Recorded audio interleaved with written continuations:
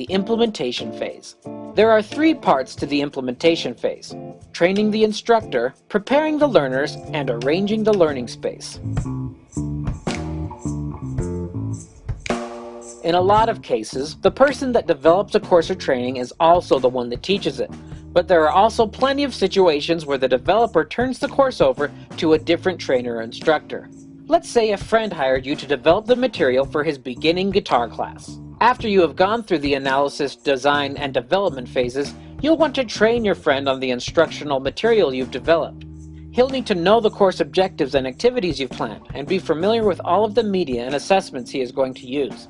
This means you'll have to have all the materials ready well before the first class session, so your friend has time to get acquainted with the material and be comfortable with it. In professional settings, developers sometimes have to train dozens of instructors on a particular course or learning module in many different areas.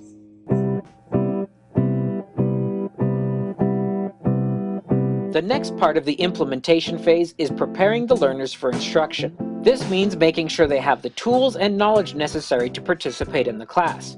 In higher education settings, this means verifying they have taken the proper prerequisites, gone through any necessary orientation, and are trained on any learning management software that would be utilized in the class. In our example, your friend would have to make sure each student knew when and where the guitar class was taking place, as well as what materials they would have to provide for themselves, like a guitar, tuner, and pick.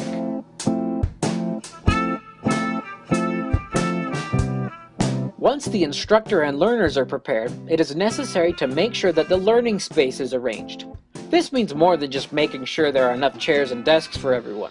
Let's say that, in our example, your instructor is going to show your students a video about how to tune guitars. He'll want to make sure that he has the technology available to do this. It is also a good idea to test any multimedia equipment beforehand, in the actual learning space. This will help ensure that the instruction will go smoothly, without any technical difficulties. Instructors should also do things like print out all the handouts they will use during the instruction, and make sure they have a whiteboard and markers ready if they are planning on using them. Getting these types of details squared away beforehand allows instructors to put their full attention to delivering the course and focusing on the learner's experience. So that's it for our basic overview of the implementation phase of the ADDIE model. Properly training the instructor, preparing the learners, and arranging the learning space will make the course delivery much more effective and efficient.